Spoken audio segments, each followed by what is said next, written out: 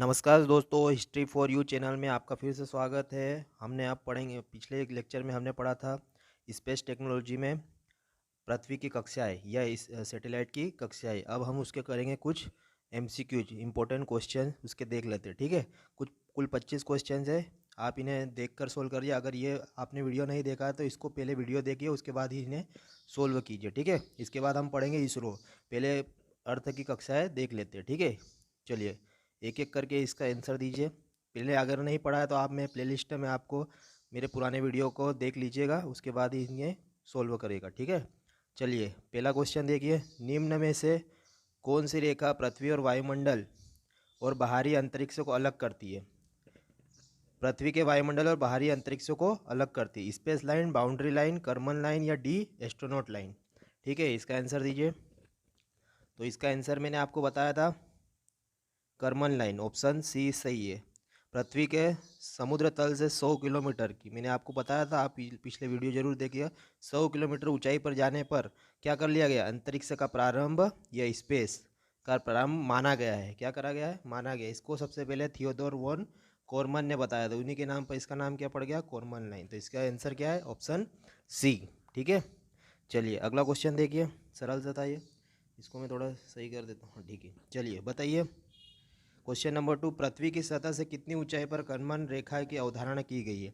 इसका आंसर मैंने अभी बताया है, option B 100 kilometre, Theodore von Karman ने बताया। ठीक है, अंतरिक्ष का प्रारंभ माना गया है। ठीक है, ऑप्शन क्वेश्चन नंबर 3, चलिए इसका आंसर दीजिए थोड़ा। हाँ, चलिए ऑप्शन क्वेश्चन नंबर 3 का आंसर दीजिए।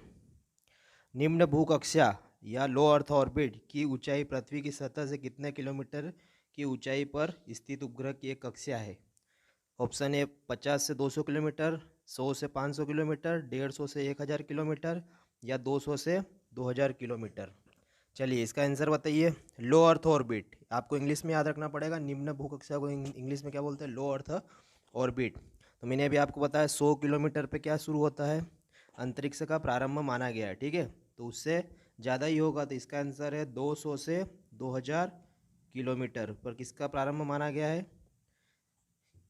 लो अर्थ ऑर्बिट का कक्षा मानी गई है। ये ऑप्शन डी, इसका आंसर क्या है? Option D. आप मेरे पुराने वीडियो जरूर देखिएगा, इसमें आपको पूरा समझ में आ जाए। ऐसे ही सोल्व मत कीजिएगा। ठीक है, चलिए अगला क्वेश्चन, क्वेश्चन नंबर 4, लो अर्थ ऑर्बिट को किस नाम से जाना जाता है? Equatorial orbit, polar orbit, inclined orbit या सिंक्रोनस ऑर्बिट? आपको कुछ कुछ क्वेश्चन इंग्लिश में भी पढ़ना पड़ेगा। ठीक है, स्पेस टेक्नोलॉजी आपको इंग्लिश में आना चाहिए। ठीक है, चलिए अगले, इसका आंसर है polar orbit, option B polar orbit. इसका आंसर मैंने आपको पहले भी बता चुका हूँ, इसका आंसर है पोलर ऑर्बिट। आंसर कौन सा है? Option B. ठीक है, आप मेरे पुराने वीडियो देख लीजिएगा, उसमें सब आपको बता दिया है। ऑप्शन क्वेश्चन 5, पृथ्वी के आसपास किसी उपग्रह जिस मार्ग पर चक्कर लगाता है उसे क्या कहते हैं? Option A path, option B orbit, option C antenna, option D earth station. तो इसका आंसर तो सरल सा है, ऑप्शन बी ऑर्बिट। क्या कहते हैं उसको? ऑर्बिट। या सैटेलाइट जिस पे चक्कर लगाता है उसे क्या कहते हैं? उसका ऑर्बिट। ठीक है, सिंपल सा है। तो अगला क्वेश्चन, क्वेश्चन नंबर 6 का आंसर दीजिए। दिख रहा है ना? पृथ्वी के अधिकतम उपग्रह किस कक्षा में स्थापित किए गए? Low earth orbit, high earth orbit, geosynchronous या जियो स्टेशनरी? ठीक है, हिंदी में भू निम्न भूकक्षा, उच्च भूकक्षा, भू भूस्थितिक कक्षा और भू तुल्यकारी कक्षा। चलिए इसका आंसर बताइए क्या होगा? तो इसका आंसर है ऑप्शन ए। सबसे ज़्यादा 63% सैटेलाइट कहाँ घूम रहे हैं? तो आपका आंसर आएगा लो अर्थ ऑर्बिट में। याद रखना, लो अर्थ ऑर्बिट को ही क्या कहते हैं? Polar orbit. ये क्वेश्चन भी आएगा। ठीक है, किस ऑर्बिट को पोलर ऑर्बिट कहते हैं? तो लो अर्थ ऑर्बिट को पोलर ऑर्बिट। सबसे ज़्यादा सैटेलाइट कहाँ घूम रहे हैं? लो अर्थ ऑर्बिट में ही चक्कर लगा रहे हैं। दुनिया के जितने भी है उसमें 63% कहाँ पे घूम रहे हैं? लो अर्थ ऑर्बिट। इसका अगला क्वेश्चन देखिए, क्वेश्चन नंबर 7, किसी भी उपग्रह को सर्वप्रथम किस कक्षा में स्थापित किया जाता है? ठीक है, ये क्वेश्चन आईएमपी है। ठीक है, मीडियम अर्थ ऑर्बिट, लो अर्थ ऑर्बिट, जियो सिंक्रोनस या जियो स्टेशनरी ऑर्बिट? चलिए बताइए इसका आंसर। आपने अगर नहीं आता है तो आप पहले मेरे पुराने वीडियो प्लेलिस्ट में जाके देख लीजिए स्पेस टेक्नोलॉजी के, उसके बाद ही इसको सोल्व कीजिएगा। ठीक है, मुझे पता है किसी को भी नहीं आएंगे क्वेश्चन, बहुत कम बच्चों को आएंगे। ठीक है, चलिए अगला क्वेश्चन बताइए, इसका जवाब दीजिए। तो इसका आंसर है ऑप्शन बी, सर्वप्रथम। ये पूछ रहा है सर्वप्रथम किस कक्षा में स्थापित किए जाते हैं, तो लो अर्थ ऑर्बिट में ही सबसे पहले भेजा जाता है। उसके बाद जैसे मैंने आपको पहले भी बताया था, जैसे मैं आपको यहाँ पे बताऊँ, जैसे ये पृथ्वी है, यहाँ से रॉकेट के जरिए हम किसी सेटेलाइट को ऊपर की ओर भेजते हैं, यहाँ पे वो सेटेलाइट चक्कर लगाता है। जैसे हमको मान लीजिए मंगल ग्रह पे, ये मंगल ग्रह है, कहीं कोई सा सेटेलाइट यहाँ पे पहुँचाना है, ठीक है। तो सबसे पहले रॉकेट से हम उसे लो अर्थ ऑर्बिट में स्थापित करेंगे, उसके बाद उसे चक्कर लगाएगा और थ्रस्ट दे दे के उसको इस तरह थ्रस्ट दे दे के उसको कहाँ पे पहुँचा दिया जाएगा, मंगल ग्रह पे। आपने वो फिल्म देखी होगी मिशन मंगल, उसी में इसी तरह से करते हैं। तो सबसे पहले उसको वहाँ पे स्थापित किया जाता है लो अर्थ ऑर्बिट। याद रखना, लो अर्थ ऑर्बिट को ही पोलर ऑर्बिट कहा जाता है, ठीक है। ये क्वेश्चन समझ में आ गया। क्वेश्चन नंबर 8, चलिए क्वेश्चन नंबर 8 का जवाब दीजिए। लो अर्थ ऑर्बिट में स्थापित कोई उपग्रह अपना एक चक्कर कितने समय में पूर्ण कर लेता है? टाइम पूछ रहा है, तो ये तो सरल ही होगा, आपने को पता ही होगा, 20 से 30 मिनट, 50 से 60 मिनट, 60 से 80 मिनट या 80 से 130 मिनट। चलिए इसका जवाब दीजिए।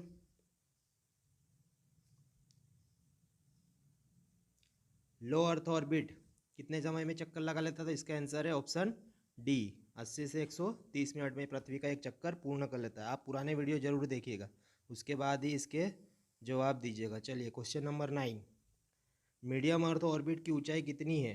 अब ये मीडियम अर्थ की पूछ रहा है, लो अर्थ की तो पता ही है 200 से 2000 किलोमीटर, तो मीडियम अर्थ की बताइए 500 से 2000, 700 से 4000, 900 से 1000 या 2000 से 3500। तो इसका आंसर है ऑप्शन डी, 2000 से 35000 किलोमीटर की ऊंचाई को क्या कहते हैं? मीडियम अर्थ ऑर्बिट, एमईओ बोलते, ठीक है। चलिए इसका अगले देखिए, मीडियम अर्थ ऑर्बिट या मध्य भूकक्षा में स्थापित उपग्रह एक चक्कर कितने समय में पूर्ण कर लेता है? 50 से 80 मिनट, 1 से 2 घंटे, 4 से 12 घंटे, 2 से 24 घंटे। चलिए इसका जवाब दीजिए। अगर नहीं आता है तो आप मेरा पुराने वीडियो देखिए, उसी के बाद ही इसको सोल्व करिए। इसका आंसर है ऑप्शन डी, 2 से 24 घंटे में क्या कर लेता है? पृथ्वी का एक चक्कर पूरा कर लेता है। चलिए अगला क्वेश्चन देखिए, जियो सिंक्रोनस ऑर्बिट की ऊंचाई कितनी है? जियो सिंक्रोनस की पूछ रहा है। जियो सिंक्रोनस को हिंदी में क्या बोलते हैं, जरा बताइएगा, किसको आता है? इसको हिंदी में बोलते हैं भू तुल्यकारी कक्षा। याद रखना, जियो सिंक्रोनस पूछ रहा है, जियो स्टेशनरी नहीं पूछ रहा है, ठीक है। इसमें अंतर आपको पता होना चाहिए, ठीक है। चलिए इसका आंसर बताइए क्या होगा? 24,000 किलोमीटर, 3,000 किलोमीटर, 36,000 किलोमीटर या 50,000 किलोमीटर। तो इसका आंसर सबको पता ही है, सी, 36,000 किलोमीटर है। चलिए अगला क्वेश्चन, दीर्घ वृत्ताकार कक्षा हाईली इलिप्टिकल ऑर्बिट को किस नाम से जाना जाता है? मीडियम अर्थ ऑर्बिट, जियो सिंक्रोनस, जियो स्टेशनरी या Molniya orbit. Medium earth orbit को तो मध्य भूकक्षा कहेंगे, जियो सिंक्रोनस को मैंने अभी बताया भू तुल्यकारी कक्षा हिंदी में, और जियो स्टेशनरी को बोलते हैं भू स्थितिक कक्षा, ठीक है। तो ये चीज़ें आपको पता होनी चाहिए, और मोलनिया ऑर्बिट को इंग्लिश में मोलनिया ही बोलते हैं, ठीक है। तो इसका आंसर है ऑप्शन डी। ऑप्शन क्या है? डी। सर्वप्रथम ये कक्षा अगर आपको नहीं पता है तो आप जरूर आप पुराने वीडियो जरूर देखिए, ये आपको समझ में आ जाएगा मोलनिया ऑर्बिट क्या है और टुंड्रा ऑर्बिट क्या है। इसी का नाम क्या है, एक टुंड्रा ऑर्बिट भी कहते हैं। क्या कहते हैं इसके? टुंड्रा ऑर्बिट भी कहा जाता है। इसको मैं यहीं पे समझा देता हूँ आपको, ठीक है।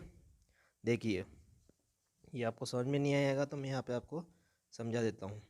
जैसे ये पृथ्वी है, मान लीजिए ये क्या है? पृथ्वी। तो पृथ्वी के आसपास जो कोई एक चक्कर लगाता है ग्रह, उसे ही इसकी कक्षा कहा गया। ये इस तरीके से यहाँ पे पास हो जाएगा, यहाँ पे दूर हो जाएगा। तो ये सबसे दूर दूरी, ये सबसे पास, तो इसे हाईली इलिप्टिकल ऑर्बिट, इलिप्टिकल को हिंदी में बोलते हैं दीर्घ वृत्ताकार। क्या बोलते हैं?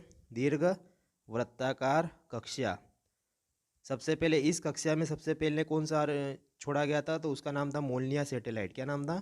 Molniya satellite. सैटेलाइट को उपग्रह बोलते हैं। ये सबसे पहले किसने छोड़ा था? यूएसएसआर ने।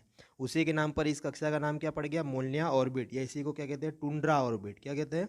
Tundra orbit. याद रखना, ये पृथ्वी भी सूर्य का चक्कर इसी तरीके से लगाती है, ठीक है। इसमें दूर, जब पृथ्वी के दूर रहेगा सैटेलाइट तो उसकी स्पीड क्या हो जाएगी? कम, और जब पास में रहेगा तो उसकी स्पीड क्या हो जाएगी? ज़्यादा, ये आपको पता होगा। ठीक है, चलिए अगला क्वेश्चन बताइए। दीर्घ वृत्ताकार कक्षा में उपग्रह की अधिकतम चाल कब होती है? अधिकतम चाल मतलब उसकी स्पीड कब बढ़ जाती है सैटेलाइट की? तो मैंने अभी बताया जब पृथ्वी के पास होगा तो उसकी स्पीड क्या हो जाएगी? स्पीड क्या हो जाएगी? बढ़ जाएगी। और पृथ्वी से दूर स्थित होगा तो उसकी स्पीड क्या हो जाएगी? कम। ये चीज़ें आपको याद रहना चाहिए, एक एक क्वेश्चन जरूरी है। ठीक है, तो जब पास होगा तो उसे इस क्या कहते हैं? पेरिजी। और दूर होगा तो उसे क्या कह देंगे? अपोजी। दूर होगा तो उसे क्या कहेंगे? अपोजी। पास होगा उसको पेरिजी। ठीक है, पेरिजी अपोजी। ठीक है, अगला, पृथ्वी और उपग्रह के बीच की अधिकतम दूरी कहलाती है? पृथ्वी और उपग्रह के बीच अधिकतम दूरी, तो अधिकतम दूरी मैंने अभी बताया आपको, अपोजी। पास में पेरिजी, पेरिजी पास, दूर अपोजी। ठीक है, अगला क्वेश्चन, किसी उपग्रह द्वारा पृथ्वी के क्षेत्रफल को कवर किया गया भाग कहलाता है? Beam width, band width, footprint या जोन? तो इसका आंसर मैं आपको बता दूं, सी है, फुटप्रिंट। ये क्या होता है भाई? चलिए ये भी समझा देते हैं। जैसे मान लीजिए ये पृथ्वी है, यहाँ पे कोई सा सैटेलाइट है जो पृथ्वी पर नज़र गाड़े हुए है, वो इतने भाग को देख पा रहा है, पृथ्वी के इतने भाग को ही क्या कर रहा है? देख पा रहा है, इधर तो देख नहीं पा रहा। तो इसे क्या कहते हैं? उसका इतने का इस क्षेत्र को कवर कर लिया है तो इतने ही क्षेत्र को देख पा रहा है, तो इसे क्या कहते हैं? उसका फुटप्रिंट। क्या कहते हैं? याद रखना है, फुटप्रिंट। ठीक है, और ये कितना, चलो अगला देखते हैं। संचार उपग्रह, कम्युनिकेशन सैटेलाइट, थोड़ा इसको छोटा, ठीक है। संचार उपग्रह, कम्युनिकेशन सैटेलाइट पृथ्वी के कितने प्रतिशत भाग को देख पाता है? ठीक है, तो ये आपका आंसर है बी, 40%। 40% भाग को ही देख पाता है संचार उपग्रह, कम्युनिकेशन सैटेलाइट। ठीक है, चलिए अगला देखिए। जियो स्टेशनरी ऑर्बिट में स्थापित उपग्रह पृथ्वी का एक चक्कर, पूर्ण चक्कर कितने समय में लगा लेता है? तो इसका आंसर तो सरल सा है, सी, पृथ्वी, 24 घंटे। ठीक है, 24 घंटे में चक्कर। अगर आपको समझ में नहीं आ रहा, पुराने वीडियो जरूर देखिएगा, उसके बाद ही ये सोल्व कीजिएगा। मैं दृष्टि आईएएस की बुक से ही आपको पढ़ा रहा हूँ। ठीक है, पर उसमें कठिन दिया हुआ है तो मैं उसको सरल करके आपको पढ़ा रहा हूँ। ठीक है, उसमें बहुत सारी चीज़ें बहुत कम दे रखी है। मैं बुक का रिव्यू भी जल्दी से जल्दी करूँगा। अगला देखिए, पृथ्वी की सतह और उपग्रह के बीच की दूरी क्या कहलाती है? ऊंचाई, सनक, झुकाव या गोल्डीलॉक्स जोन? तो इसका आंसर है ऑप्शन ए, ऊंचाई, हाइट। क्या कहलाती है भाई? हाइट। चलिए अगला क्वेश्चन देखिए।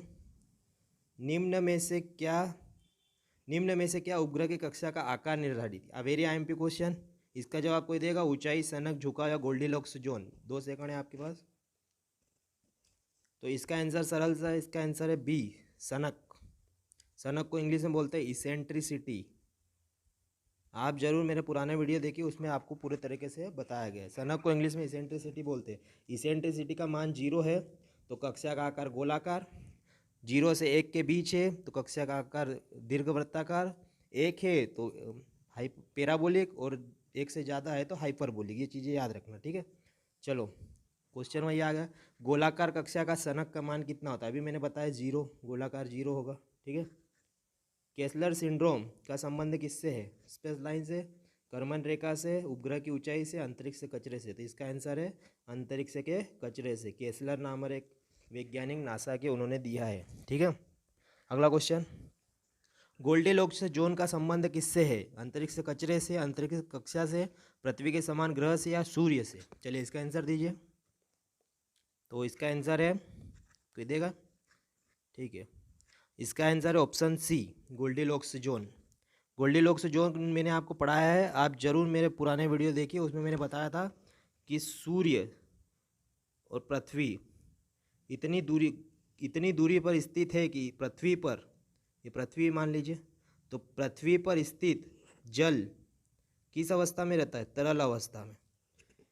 अगर ये पृथ्वी को थोड़ा सा आगे कर दिया जाए या सूर्य के पास ले आए तो गर्मी बढ़ जाएगी, तो जल क्या बन जाएगा? भाप। जल क्या बन जाएगा? भाप। और भाप तो हम पी नहीं सकते, तो जीवन संभव है नहीं है। अगर पृथ्वी को यहाँ से दूर कर दिया जाए, सूर्य से यहाँ पे स्थापित कर दिया जाए, तो ठंड बढ़ जाएगी। क्या बढ़ जाएगी? ठंड। तो पानी क्या बन जाएगा? बर्फ़। तो बर्फ़ हम पी सकते हैं? नहीं पी सकते। ठीक है, तो जीवन संभव है नहीं, ना तो इस पॉइंट पे जीवन संभव है, ना इस पॉइंट पे जीवन संभव है। पृथ्वी यहीं रहेगी तो ही जीवन संभव है। इसी को क्या कहा जाता है? Goldilocks zone. इसी को क्या कहा जाता है? Goldilocks zone. वैज्ञानिकों ने अंतरिक्ष, पृथ्वी के अलावा और भी गोल्डीलॉक्स जोन ढूंढ निकाले उन्हें क्या कहते हैं? सुपर अर्थ। उन ग्रह को क्या कहते हैं? सुपर अर्थ। इसका आंसर है ऑप्शन सी, पृथ्वी के समान ग्रह। ठीक है, चलिए, उसे क्या कहते हैं? सुपर अर्थ। एक सुपर अर्थ मैं आपको बता देता हूँ जिसका नाम है LHS 1140b। ये क्या है? पृथ्वी के समान ग्रह। ये पृथ्वी से 7 गुना बड़ा है। ठीक है, और ये किस तारे का चक्कर लगा रहा था? LHS 1140। ये सूर्य के समान क्या है? तारा, जो किस में है? गोल्डीलॉक्स जोन में है। और भी निकाल चुके, ये फेमस है। ठीक है, चलिए अगला देखिए। ग्रेवियर ऑर्बिट को किस नाम से जाना जाता है? पोलर ऑर्बिट, जियो stationery orbit, super synchronous orbit या गोल्डीलॉक्स जोन? तो इसका आंसर है ऑप्शन सी। ग्रेवियर ऑर्बिट क्या होता है? तो ऐसे सैटेलाइट जो रिटायर हो चुके हैं, ख़राब हो चुके हैं या सेवा में नहीं है, उन्हें क्या कहते हैं? जैसे ये पृथ्वी है, इसके आसपास कोई ये सैटेलाइट चक्कर लगा रहा, अब ये सैटेलाइट क्या हो चुका है? ख़राब। तो इसको यहीं तो घूमने नहीं देंगे, इसकी जगह दूसरा सैटेलाइट स्थापित करेंगे। तो इस सैटेलाइट को क्या करते हैं? वापस पृथ्वी पे तो ला नहीं सकते, तो इसे थ्रस्ट के द्वारा अगली कक्षा में पहुंचा देता। अब ये यहाँ पे चक्कर लगाएगा। ठीक है, तो यहाँ पे क्या है? सब कचरा भरा है। यहाँ पे क्या है? कचरा भरा है। तो इसे क्या कहते हैं भाई? Graveyard orbit. Graveyard orbit. Graveyard का मतलब होता है दफना दिए, जिस पे जहाँ पे दफनाया जाता है। ग्रेवयार्ड ऑर्बिट का दूसरा नाम क्या है? सुपर सिंक्रोनस ऑर्बिट भी कहते हैं। क्या कहते हैं? Super synchronous orbit. ये 36,000 किलोमीटर से ज़्यादा ऊंचाई पर होता है। 36,000 किलोमीटर से ज़्यादा ऊंचाई पर होता है ग्रेवियर्ड ऑर्बिट। इसे जंक ऑर्बिट भी कहा जाता है, याद रखना, जंक ऑर्बिट भी कहा जाता है या डिस्पोजल ऑर्बिट भी कहा जाता है। ठीक है, अगला question, last question. Big sky theory किसने दी? नासा, इसरो, जाक्सा या यूरोपियन एजेंसी? तो इसका आंसर है नासा। किसने दी है? नासा। अंतरिक्ष कचरे के बारे में बिग स्काई थ्योरी। आप मेरे पुराने वीडियो जरूर देखिएगा। ठीक है, अगर ये आपको पसंद आया है, आप बताइए कि आपके कितने क्वेश्चन सही थे। ठीक है, अगर सही नहीं थे तो पहले आप मेरे पुराने वीडियो जरूर देखिए। इसके बाद हम पढ़ेंगे इसरो। ठीक है, अब हम पढ़ेंगे इसरो, जो बेसिक से पढ़ेंगे। ठीक है, तो आप बने रहिए। वीडियो देखने के लिए धन्यवाद।